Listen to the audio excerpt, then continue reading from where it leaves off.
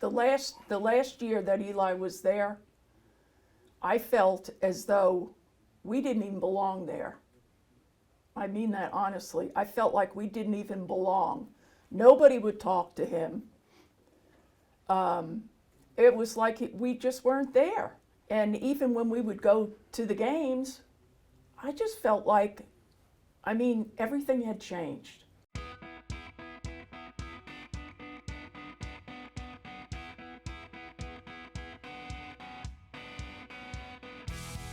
Beat Everyone is brought to you by Broadway Joe's Fantasy Sports, inspired by football legend Joe Namath. Embrace the thrill of daily fantasy sports like never before in a new app coming soon. Beat Everyone, I am Ben Flanagan with AL.com. We're back with another edition of the Golden Age, and we're here with the man with the voice of gold, Mr. Eli Gold. Eli, it's good to see you again. Thank you. It's been good to get together with you. I didn't realize how long it's been. You've obviously lost your razor in this interim and everything. Yeah, well, it's just part of life, Eli. I understand. We're just going to go with it. Listen, I've thought for a long time that you take a back seat to nobody when we've got microphones in front of us or on us in this case. Yeah. But I stand corrected today, right? I do. Like I'd be a fool not to stand corrected because your wife, Claudette, is with us today. And Claudette, thank you so much for being here. Oh, you're quite welcome. Nice to be here. Well, so Eli, I want to start with you, if that's okay, Claudette. Sure. Before we turn it over to your better half here, you've spoken many times about your family Yes. on this show, and how your career has impacted people in your life, and we're going to learn more about that in just a few minutes. Sure. But I just want to ask you, if people should know one thing about Claudette, what is it? If it weren't for her, I would not be here right now. There are so many things she's done. We've been married, 47 years. We've been together, 5 or so years prior to that. So we've been together better than 50 years, married 47. But with my medical issues that have been well documented, she and our daughter Elise, who would have been here today, but she had to work. She has a real job, you see. But without the two of them, I would not be here. They were my advocates. They fought for me. They went face to face, nose to nose with doctors and nurses when necessary. And, there were a lot of things that the doctors and nurses did so very well, and they explained it to me, but I was out of it. So Claudette, ran with the ball, if you would, and so yeah, we've had so many wonderful times. We've had our trying times, but without Claudette, forget all the professional stuff. But without Claudette, I'd not be sitting here today. Claudette, I want to ask you the same question. We have this perception of Eli Gold, right? Mm-hmm. The legendary Alabama broadcaster. We've heard stories the last many weeks from him about his career, his life, but what's something that we don't know about Eli? What's the first thing that springs to mind about Eli, the husband? He whistles in the shower. Only when I'm not singing in No, the shower. he usually whistles in the shower. He is a very, he's an intense man. And he just, if he has a broadcast coming up or, something like that to do, he doesn't want to hear anything else. He is just dead on that, getting ready for that broadcast or whatever it is he does have to do. And I just get away from him. Like when football was getting ready to start, he's got, just so much going on and everything. And I just say, I'm not going near him. I'm not going to ask him what he wants for dinner or tell him to pick his socks up off the floor or whatever. And he's very intense as far as that goes. Whistle in the shower. We hear that, you've told us that you've come up with your ideas in the shower. A lot of Yeah. Eli in the shower talk on this show, There is surprisingly. Eli in the shower talk, but that's why folks are sitting out there right now Right. going like this. They don't want to picture it, but I don't know why. I do. I Yeah. do that. I whistle a lot. Claudette, I want to know about your sports fandom, your sports background, because you've had a front row seat to Eli's work, obviously. But Sometimes. What's your She fandom? never sits in the booth. Oh, interesting. Talk about a front row. Yeah. I think there's been one time because of my was this past- physical condition Yeah. This past that, spring. that I needed her nearby, but she never sits in the booth. That's my office. And you can't, as you know, you can't yell and scream in the press box. Sure. A lot of yelling and screaming when you're watching sports. Oh, yeah. Would that I be mean, a even problem? at home, Okay. you know. Yeah, so they kick you right out of the press box then. Oh, yeah. They would. I If she mean, was in there, they would kick they her would out. kick yes. me out in a minute. Well, I know that you have a lot of familiarity, certainly with Alabama sports over the years for the many decades that he called them. Obviously NASCAR too, but I understand maybe a little background in professional baseball too. What are sports to you? Like, why are they a big part of your life? When I was, before we got married, when I was in high school, I mean, we played volleyball, played softball, always played softball, and didn't play basketball. I don't know why, but I just didn't. But we were always involved in sports. My dad loved baseball, and my family we just always watched sports. Used to watch the New York Giants on Sunday, and when I met Eli, I mean, he was doing minor league hockey in Long Island, and I guess the relationship kind of took off from there. It did. So we just had a passion for sports. And Claudette always seemed to be around it Yeah. because when we lived for a very short while in Virginia, as I worked my way up the hockey ladder, Right. we needed two incomes. And Claudette went to work for a lady who owned apartment complexes, nice ones, more of a high-end deal, but nevertheless, and one of the groups that occupied one of those apartment complexes, or part of it, was the Peninsula Pilots, the single A farm team for the Philadelphia Phillies in the Carolina League. And so she got to know players and management, and we've always been around sports, whatever it is we're doing. Right. Yeah, I noticed that your phone case, even New York Rangers Yeah. phone case. So, a Yeah. hockey fan? Oh, I love it. Yeah, I love it. Rangers, your team? Rangers, my team. All the New York teams? Are they your team? No. No. No. Okay. No, don't like the Islanders. No, they're the enemy. But in the other sports, though, like Yankee fan, Yankee Giants fan. Used to be a Mets fan because it was easy to get tickets.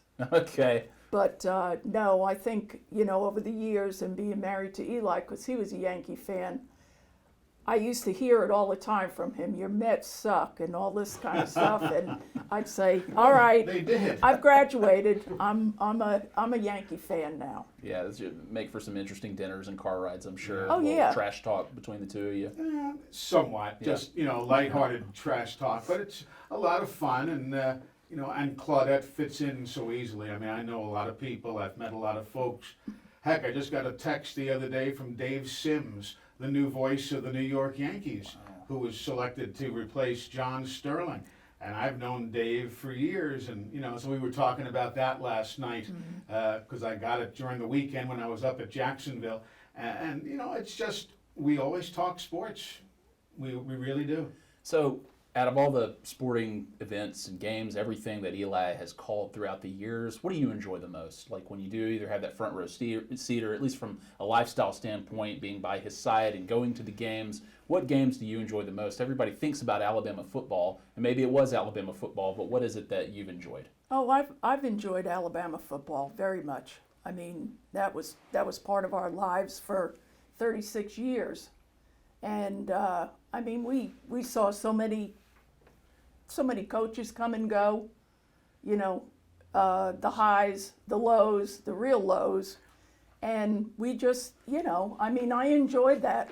Did you enjoy seeing Bama alums playing on Sunday? We'll watch a game and you kind of zero in on former Alabama players. And Claudette says, I didn't ever think he would amount to this much. Or Right.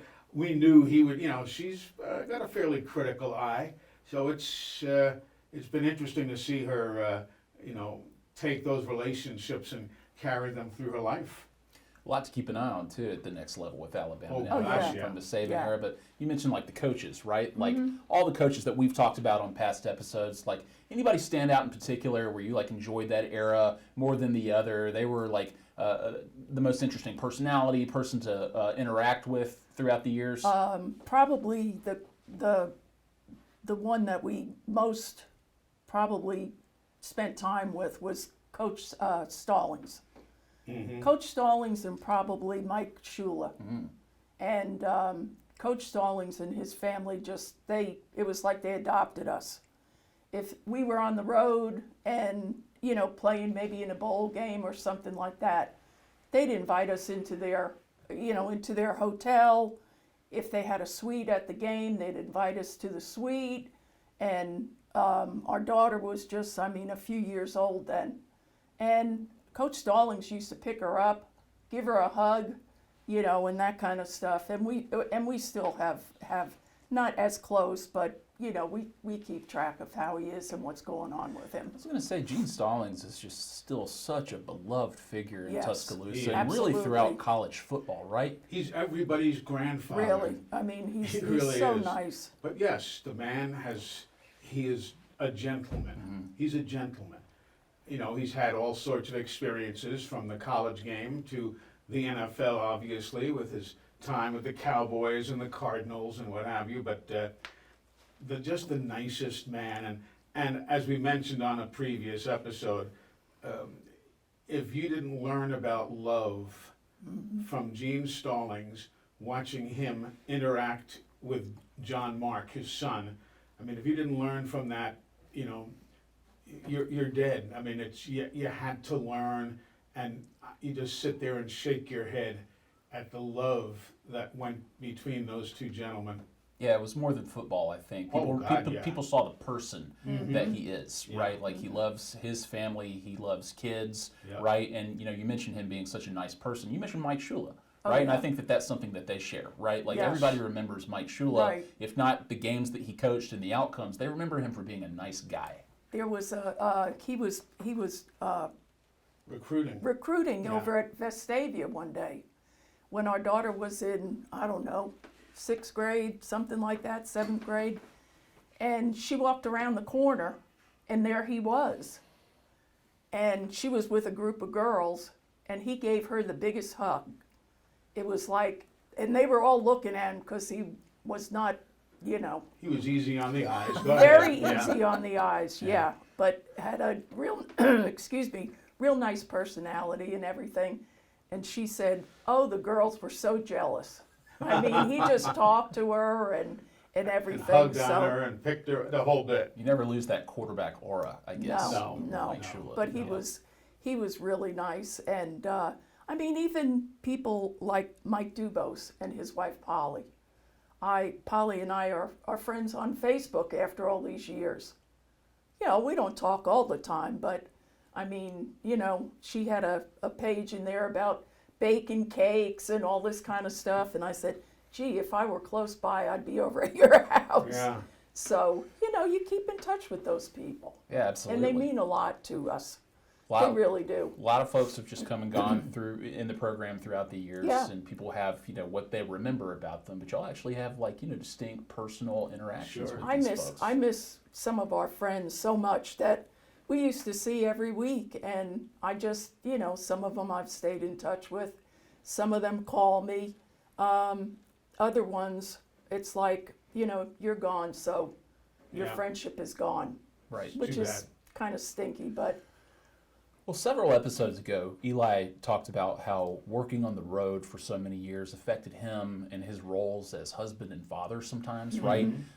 Missing important family events sometimes, promising that you weren't going to do that again, right? Right. Like it really impacted you. And some of that's obviously hard to avoid with professional obligations. But what do you remember about that work-life balance and what it's like when he's on the road and life goes on at home?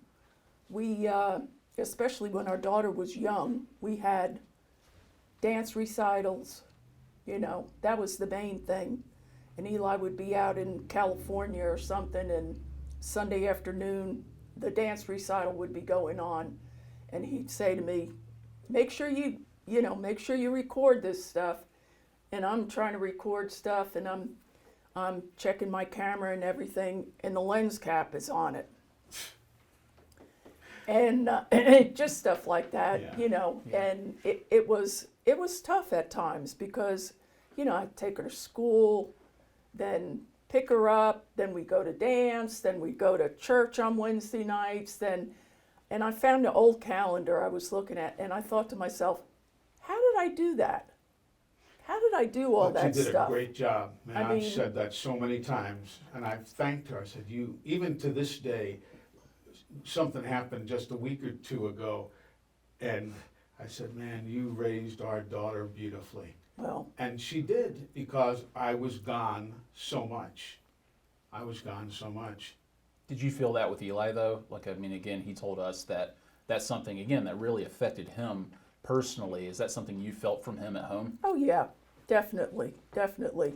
I mean, he would try his best sometimes to, if he had something on Saturday night and he was leaving on Sunday morning, or he'd, you know, take a red eye from wherever he was and try to get home by noontime so he could be at the dance recital, you know, just to see this little peanut dancing around. But it was a lot of. But it was our little peanut. It was always our worth little it. peanut. It's always Yeah. worth it. I mean, Yes, I've got a daughter absolutely. too. Yeah. Yeah, you want to Absolutely. make every single recital, every Uh-huh. single little last thing. But Yeah. I mean, y'all have made it work so beautifully, and it's obvious that y'all make a great team.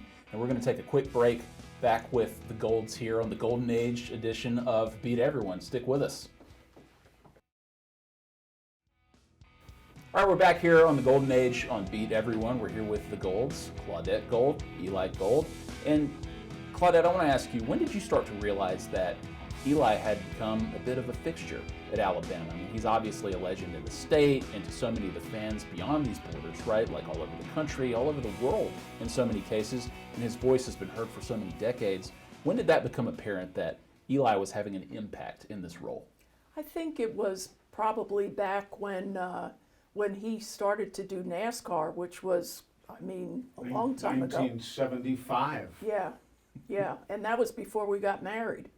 I mean, I could always tell, you know, Eli had a distinctive voice, and I always used to tell people, at least I know where he is when I'd hear him on the radio if I weren't there, and I think, you know, people really started to notice that he did have a distinctive voice, and he was good at what he did. I mean, he had worked with them for 41 years, and that's a long time. That's a real long time. But he, you know, also when he did football, that was the thing. His voice is exciting, and he gets into the game, and it's not, you know, just a monotonous kind of a voice or anything else. He's excited when they score, and you know, he just knows what he's talking about. I think people thought they were in good hands when Eli Gold was calling an Yeah, Alabama game. yeah. I hope so. Yeah, I I hope think so. so. Yeah. You know, I owe that, and I've said this on this series, and I've said it for years. I work for the listener. They may not sign my paycheck, but I work for those listeners, and I work for the client who hires me. Whether it was Alabama, whether it was NASCAR, now Jacksonville State, I owe it to them to give them an exciting, up-tempo, captivating broadcast, win, lose, or draw.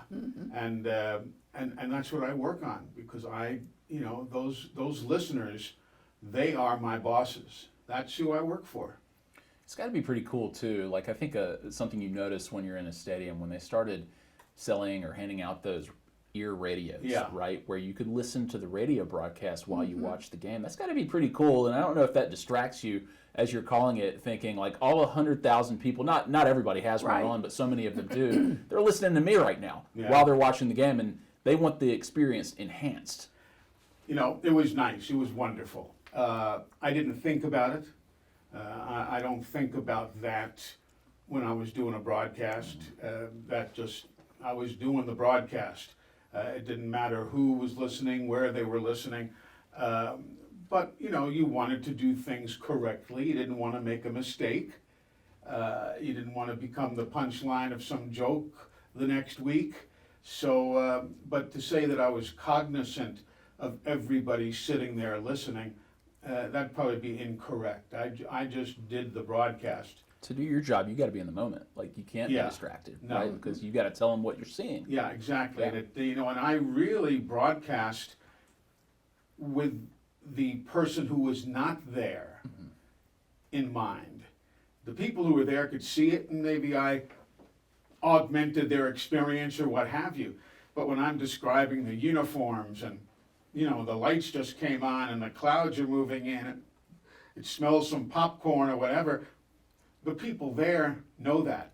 They see the uniforms. They see the clouds. They smell the popcorn. It's for the guy at home and the lady at home that you're trying to bring them to midfield and let them experience all of that without being there. And how many people have told us that, every time you see somebody that said, "Oh, Eli, we missed you on the Alabama broadcast."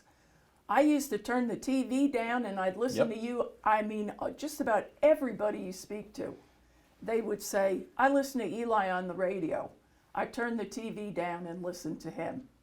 And, that's how I listened to the game. I mean, even I had, even before those little radios came out, I still got my Radio Shack little transistor radio I used to take with me with an earplug. And I would always listen to him because, and I mean, my seats weren't so that I couldn't see the field, but I wanted to know what was going on. I mean, as far as penalties and just what was going on in general. Everything. I mean, listen, like if I was watching a game on TV, whether it was a road game or a game I just didn't happen to cover or go to, and I wasn't listening to the radio while I was watching it, and I had to run an errand or I had to go across town for work or I had to do whatever, I always look forward to those car rides because I would hear Eli. I Right. would hear him calling the game, your partner, Right. whoever it happened to be Right. in the booth, and I just knew that I would get a totally different experience. Yeah. And I would be able to essentially watch the game through your eyes. And so I think that is still so special to people. And, people know that, we talk on this show and I hear Sure. them all the time. They say the same thing. I used to turn the TV down so I could listen to Eli. Eli told the unbelievable story of his illness and recovery Yep. on this show. And Claudette, he told us many times how much he loves to live, right? The will that he had to survive. Yeah. And the powerful role that you and your family played on that road to recovery. What's Yeah. the thing that you remember most about that experience? When you look back at what Eli went through, what you and your loved ones went through, what do you remember? It was just, it was something that Elise, our daughter, and myself, we needed to be at the hospital because Eli was, he was just out of it for a lot of time. And I really wanted to stay on top of the doctors because, and everybody that really helped us, but it took so long for that diagnosis to come through. And, they tested him an awful lot, and they also, were perplexed, I think. And, I was told by one doctor that they had run a certain test, and this should show this, and it's not showing it. And he said to me, and this was early in his illness, "Well, that's it." And I looked at him, and he had a couch in his room. I looked at the doctor and I said, "No, it's not it." I said, "We are going to stay here until we find out what's wrong with him." And he turned around and walked out and never came back. And Some of the doctors were wonderful. But some majority of them were absolutely- wonderful. But there were a couple who were, I think, just there for a paycheck, which was sad. But, the nurses were certainly, they would try to put you in the right direction, or, if you had a question, they'd say, "Go ahead and have the doctor paged. And when he gets a chance, he can come back and speak with you." And so many of them, they would say, "Well, you need to ask the next doctor this, or you need to ask your doctors this." And we finally, we made some, believe it or not, we made some friends with some of the doctors, and we're still friends with them because they treated us so well. And but it was, I mean, it was just something that we needed to do. I mean, we love Eli, and you know, I would hope he'd do the same for me. But it was a scary time. Yeah. You It was know, very scary. when they Uncertain. tell them don't go home tonight because he may not make it Yeah. through the night. And I mean, we were exhausted. We're, Yeah. you know, you're spending like the whole day up at the hospital. And you're afraid that if you do leave, the doctor may come in or something may happen and you're not going to be there. And our daughter would come up after she was finished with work, like say maybe around 4:30, 5 o'clock. And I'd always say, well, I'm going to go home. Well, I didn't go home. I'd stay up there with her, and we'd wind up, you know, trying to get something to eat, or we would just sit there with him until, you know, like 7 o'clock or so, and then go home and try to get some rest or wash some clothes and turn around the next day, just be back again, you know. But it was something that we really had to do, and I mean, I feel good for what we did. And, you know, it was hard even when he came home. I mean, it was us learning to do a lot of things. That just seems like a type of uncertainty that you can never be prepared for. Oh, no, No. no. And you know, that, you know, without No. getting too clinical, I mean, you come home from the hospital. In my case, you know, I had some issues with bodily functions. Sure. Which, you know, falls upon Claudette to clean up and do what have you, and it was not pleasant. It wasn't pretty. It wasn't pretty. But It it's the wasn't- reality of the It situation. is. It is. It's life, and it's love, and it's family, and we made it through. Mm-hmm. But boy, it was tough. It was But hard. without It was her, as I very said, hard. without Claudette and Elise, I would not be here today. Yeah, I There's think no question in my mind. I think you've made that so clear to people, Yeah. especially here and on other platforms where you've been able to do that. But the Yeah. perseverance is like really inspiring Yeah. to your fans, to people in Like I general. said, we love life. Yeah. We had a lot of work to do yet, and I didn't want to leave. I wasn't ready to leave, but apparently I was a whole lot closer to it than I realized at the time. Right. I was quite sick. It's an amazing story. Thank you for sharing it, both of you. Sure. Claudette, we've talked about the way things ended at Alabama, right, with Eli. He's told the story many times now. We're a few months removed. You know, y'all have begun a new chapter professionally, Yeah. and we'll talk about that too. But how do you think about that exit right now and sort of what you've heard from people since then? Most of everybody that I hear from, even people I don't know, they just say, you know, we wish Eli were still there. I wish Eli were still there. I really do. I miss going to the games. You know, like I said, miss seeing all my friends that we've made over the years. But it just, the way it was handled was just not good. And I could really say a lot of things that would probably get me into trouble With me. with him, and Yeah. I don't care about the other ones, but I just, you know, I miss it. I miss it. I think it was handled wrong, and I just try not to think about it anymore. I like to follow football. Our daughter hasn't watched a game all year, and she's a graduate of Alabama. She just wants nothing to do with it. We've taken our Bama gear, and it's in a great big pile. I said 36 years worth of Bama clothes, you know, got rid of them. We're not wearing it anymore. I was going to say, I mean, how does it feel to hear her say that? Because she hasn't been at this table yet with us, No, and well, you've I gone know. through it. And I know that you've heard this at home, and Yeah. y'all talk about this, but to hear her say that now. No, it's a fact, you know. Yeah. I have cleaned out my closet of all my Alabama stuff. We took our Alabama license plates off the car. Yep. We did not replace them yet with anything. special, which just using the standard license I plate. have a Save the Cahaba one. Yeah, and we took, we took our Bama plates off, and it's unfortunate. But if they didn't want me to continue, that is certainly their prerogative, certainly their right.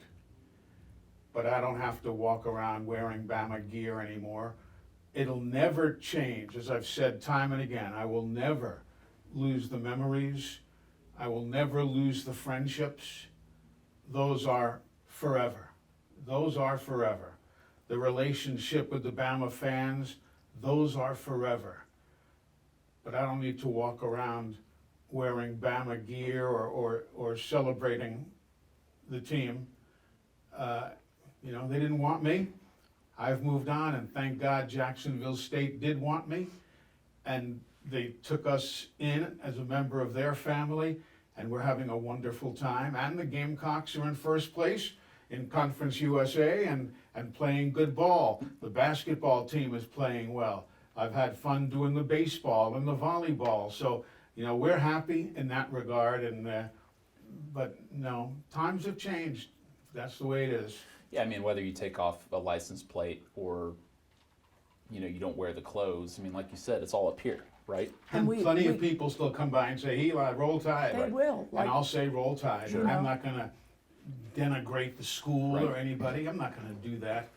But I don't have to walk around wearing Bama gear either anymore. But I always, even sometimes Eli doesn't want to watch the games or whatever, and I'll say to him, the football team didn't do anything to us.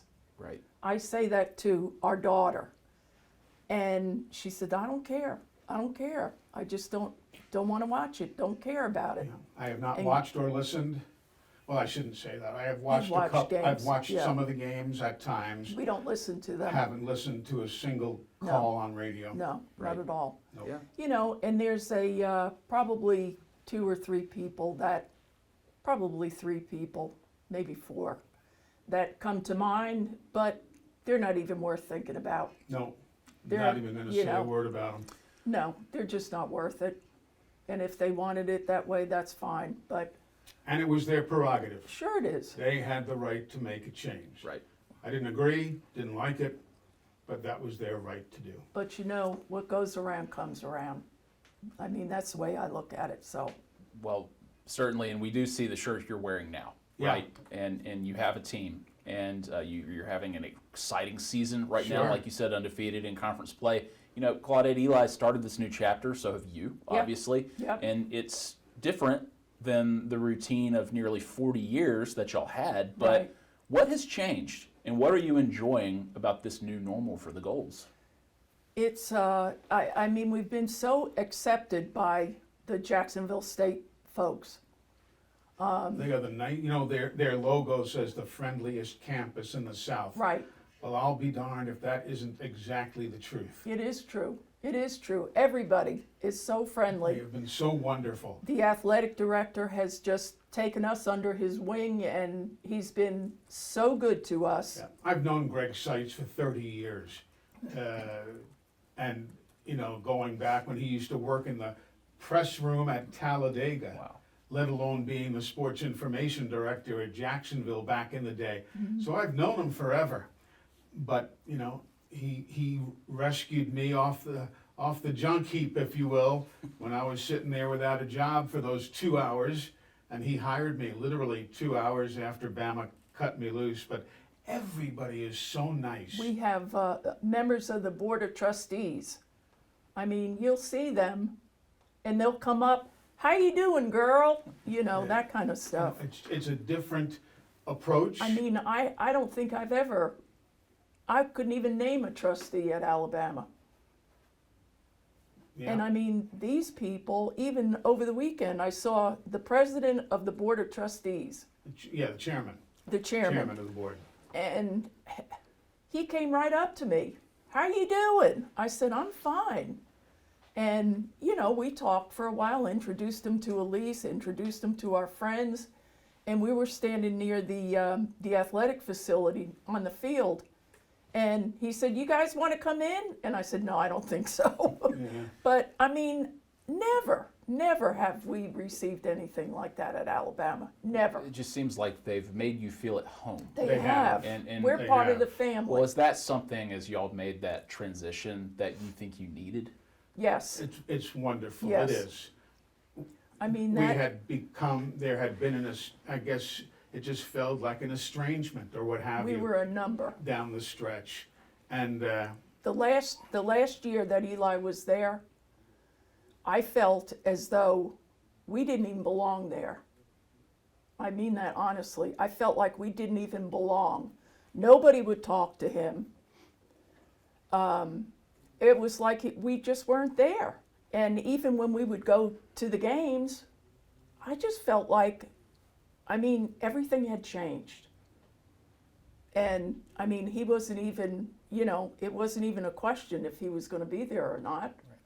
And I mean, I told him a lot of times, I said, Eli, I said, you're not going to be here next year.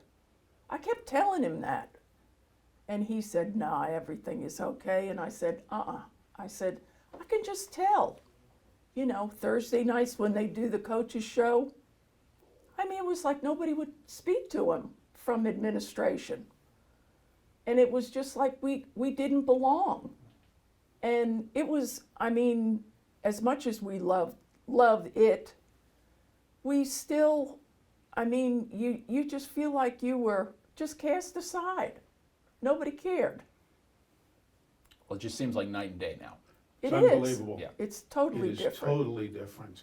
And, granted, one school is 9,500 people. One school is, whatever Bama's enrollment is now. 40,000 or It's something like a that. totally different world. I understand that. One athletic director is dealing with a stadium that holds 24,000. One is dealing with maybe the most expensive and valuable piece of property in the state. I mean, there are differences. I understand Sure. that. But the way we are being treated by management, athletic directors, associate athletic directors, the board of trustees, as a group and individually. I think I mentioned on this show one time, one of the board of trustees and in one of the at-large positions is Randy Owen, the lead singer for Alabama, who called me at the house one night. Now, clearly, somebody gave him my number because he didn't have it, but the fact that he thought about calling, and I pick up the phone, hello, he goes, hey, brother. And I'm saying, who is this? And now we have since become wonderful friends, and Claudette and Kelly, his wife, are like long lost sisters. They're texting all the time, they're talking. It's different, and it's wonderfully different. It really is. Something we'll never get tired of are Eli's impressions that he's brought to this table. He's quite gifted. We knew he could call a game, but we didn't know he He could do can impressions. do Kenny Stabler pretty well. Oh my gosh! Yeah, it's killer. It's killer. Oh, What, snake. Eli, thank you so much. But Claudette, Sure. I mean, it's been such a pleasure to talk Thank to you. you, and thank you for doing this. Thank and you. Thanks for sharing Eli with us. Sure.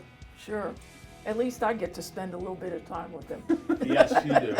Well, we've enjoyed it too. And subscribe to Beat Everyone on YouTube, Apple, Spotify, wherever you get your podcasts. And for the Golds in the Golden Age, I'm Ben Flanagan. Thank you for joining us. Beat Everyone is brought to you by Broadway Joe's Fantasy Sports, inspired by football legend Joe Namath. Embrace the thrill of daily fantasy sports like never before in a new app coming soon.